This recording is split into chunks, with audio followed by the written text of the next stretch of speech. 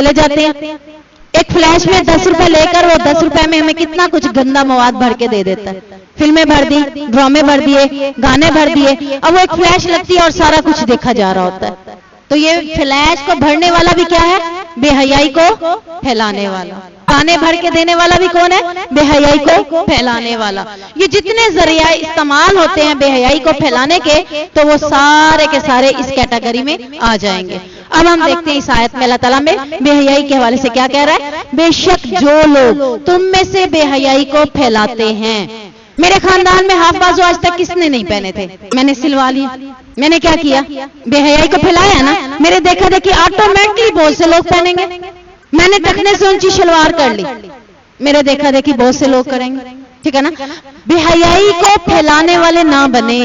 کسی بھی کام کی ابتدا آپ نہ کریں، ابتدا ہو گئی ہے تو تب بھی اس کے ساتھ نہ ملے۔ شر پھیلانے والا عبداللہ بن ابی، شر میں پھنسنے والے دوسرے، سب کو اللہ تعالیٰ نے کہا جس نے جتنا گناہ کمایا اس کو اتنا سزا ملے گی۔ بڑا جو ہے اس کے لیے بڑی سزا۔ اگر میں پہلی تھی بازو ہاف پہننے والی تو میں بڑی ہوں، میرے لیے کیا ہوگا؟ بڑا عذاب۔ اور اگر میں بڑی نہیں ہوں، درمیان میں ہوں، گناہ تو میں نے بھی کر لیا، تو گناہ کرنے کی وجہ سے سزا مجھے بھی دی جائے گی۔ تو کسی بھی کام کو جو بے حیائی کا زمرے میں آتا ہو اس کو نہیں کیا جائے گا۔ ہمارے ہاں کچھ لوگوں میں ابھی بھی غیرت موجود ہے کہ سر سے دوپٹہ اترتا ہے تو کیا کہتے ہیں اسے بھی؟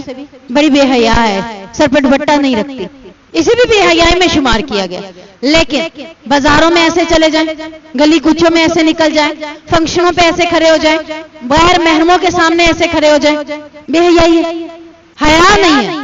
نبی کریم صلی اللہ علیہ وسلم کی حدیث کا مفہوم ہے جب تم میں حیا نہ رہے پھر جو مرضی آئے کرو۔